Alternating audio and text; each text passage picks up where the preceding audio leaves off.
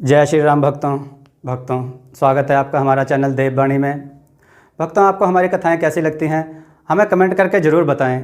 भक्तों, हमारी कथाओं को लाइक अधिक से अधिक करें, इन्हें शेयर करें और हमारे चैनल को अधिक से अधिक सब्सक्राइब करें। भक्तों, आपसे एक गुजारिश है, हमें इंस्टाग्राम पर फॉलो करें जिसका लिंक डिस्क्रिप्शन में दिया गया है। तो चलिए शुरू करते हैं आज की कथा। जय श्री राम दोस्तों, ये कथा बहुत ही अच्छी है। आप जरा ध्यान से और अंत तक सुनिएगा और इस कहानी से क्या शिक्षा मिलती है हमें कमेंट करके जरूर बताइएगा। हम आपके कमेंट्स का इंतजार करेंगे। चलिए कथा की ओर चलते हैं। आज की कथा है मछुआरा और गांव का मुखिया तथा एक लड़की और गाय। आइए कथा श्रवण करें। दोस्तों, बहुत समय पहले की बात है। समुद्र के किनारे कई मछुआरों की टोली रहती थी। उनमें था एक शोभन।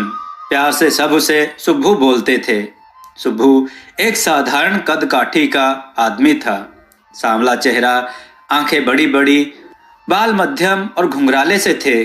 शरीर पतला ही था क्योंकि कई बार खाने पीने की दिक्कतों का सामना करना पड़ता था। सुब्बू के चेहरे से गरीबी और दीनता साफ साफ दिखाई देती थी। बहुत कम बात करने वाला, सबकी सुनने वाला सीधा सा आदमी था सुब्बू। वो भी दूसरे मछुआरों की तरह अनंत तक फैले समुद्र में मछली पकड़ने जाता और जो भी मिलता उसे वो अपने जीवन जीने के लिए जितना जरूरी होता उतना लेकर सारा बेसहारा लोगों को दे देता था। वह बहुत ही दयालु स्वभाव का था। शायद उसको औरों की तरह अमीर बनने की थोड़ी सी भी इच्छा नहीं थी, ना कोई भविष्य की चिंता थी उसे, इसलिए वो गरीब था। एक बार सुब्बू लगातार 3 दिनों तक कोई मछली नहीं पकड़ पाया। उसकी तबीयत ज्यादा खराब थी।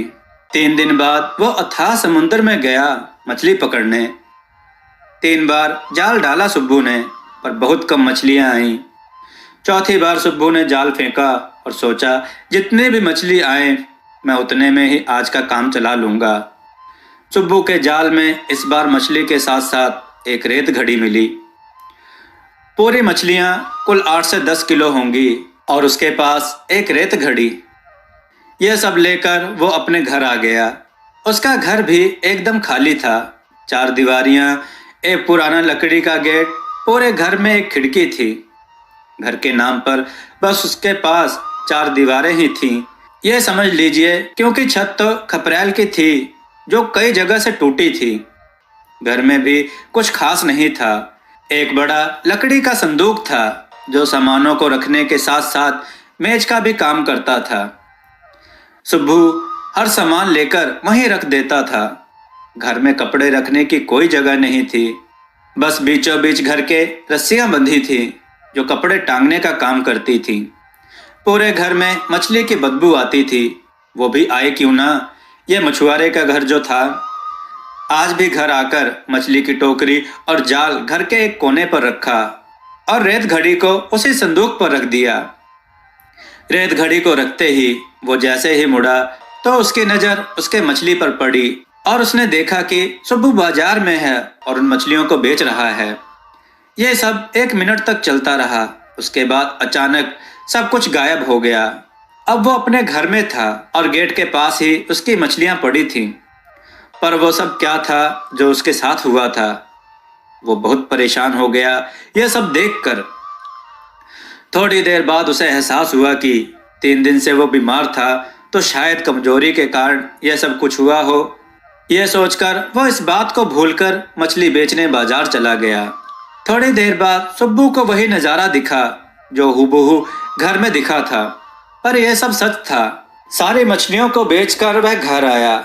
उसके घर पर ना कोई बर्तन, ना कोई चूल्हा था, ना कोई परिवार वाला था। वो खाना भी बाहर ही खाता था। आज भी बाहर से ही खाना खाकर आया। घर आकर उसने थोड़ा आराम किया, फिर उसका ध्यान उस रेत घड़ी पर गया। उस घड़ी का प्रयोग क्या है उसे नहीं पता था। सुब्बू ने उसे उठाया और पलट कर देखने लगा। उस घड़ी की रेत ऊपर से नीचे की ओर गिरने लगी और सुब्बू को फिर से कुछ दिखा। सुब्बू ने देखा कि उसने कपड़े नहीं पहने हैं, अभी अभी नहा कर आया है और कपड़े पहन रहा है। 1 मिनट तक यही सब दिखता रहा। उसके बाद फिर सब कुछ एकदम सामान्य हो गया। सुब्बू को कुछ समझ नहीं आया, ये सब क्या है। सुब्बू अपना थोड़ा काम निपटाकर नहाने को चला गया। जब सुब्बू नहाकर आया तो उसने देखा कि वो वही कपड़े पहन रहा था जो उसने 1 घंटे पहले देखा था। अब उसको धीरे धीरे सब कुछ समझ आने लगा।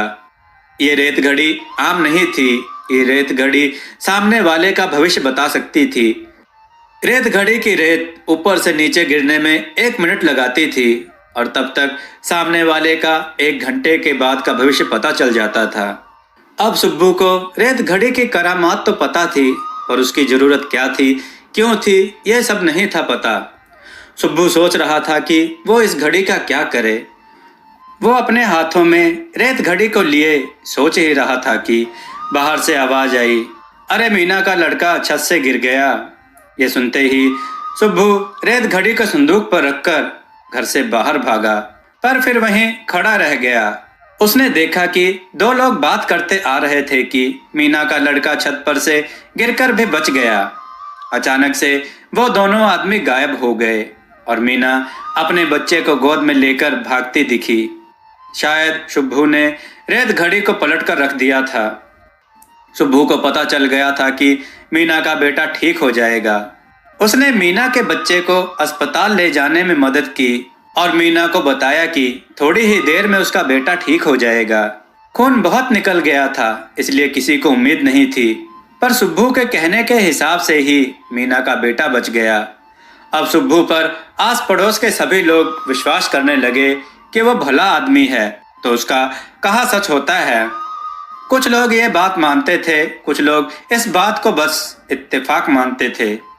एक दिन माला भागती हुई सुब्बू के घर आई और रोते हुए बोली, सुब्बू भाई, मेरी गाय सुबह से घर नहीं आई, कुछ तो करो, बताओ ना कब आएगी, कहाँ गई है। सुब्बू ने कहा, मैं कोई ज्योतिषी नहीं हूँ, मुझे क्या पता, पर वो सहायता मांगती रही। सुब्बू उठा और उस रेत की घड़ी को पलट कर रख दिया और माला की तरफ मुड़ा। उसने देखा माला अपने घर में अपनी गाय को चारा खिला रही है। 1 मिनट बाद सुब्बू अपने घर में था। उसने माला को बोला कि तुम घर जाओ, 1 घंटे के अंदर तुम्हारी गाय वापस आ जाएगी। माला का मन शांत हो गया था। वो खुशी खुशी अपने घर चली आई। सुब्बू का कहा एकदम सच हुआ। माला की गाय 1 घंटे से पहले ही वापस आ गई। अब सुब्बू बहुत प्रसिद्ध होने लगा। सब उसकी सहायता लेने आते और वो सबकी सहायता भी करता। पर एक दिन उसके घर उस गांव का मुखिया उससे सहायता मांगने आया। उसका बेटा कई दिनों से बीमार था। कितने इलाज करवाए मुखिया ने, पर कोई फायदा नहीं हुआ। इसलिए वो अब सुब्बू के पास आया था कि शायद सुब्बू मुखिया के बेटे को बचा ले। सुब्बू ने मुखिया की सारी बातें सुनी, फिर कहा, मुखिया जी, इसमें मैं क्या कर सकता हूँ, आपके बेटे को तो डॉक्टर ही बचाएगा। मुखिया सुब्बू के पास गिड़गिड़ाता रहा कि बस ये बता दो कि मेरा बेटा कब तक ठीक हो जाएगा। अब सुब्बू करता भी क्या, उसने रेत घड़ी को पलट दिया और मुखिया को देखने लगा। उसने देखा कि मुखिया अस्पताल में है और अपने बेटे से लिपट कर रो रहा है और मुखिया का बेटा मर चुका था। 1 मिनट बाद सुब्बू अपने घर में था। उसकी आंखों में आंसू थे। मुखिया बोला, क्या हुआ सुब्बू? सुब्बू ने रूंधते गले से कहा, मुखिया जी, आपका बेटा 1 घंटे में मर जाएगा। यह सुनते ही मुखिया का गुस्सा 7वें आसमान पर चला गया और गुस्से में उसने सुब्बू की खूब पिटाई करवा दी।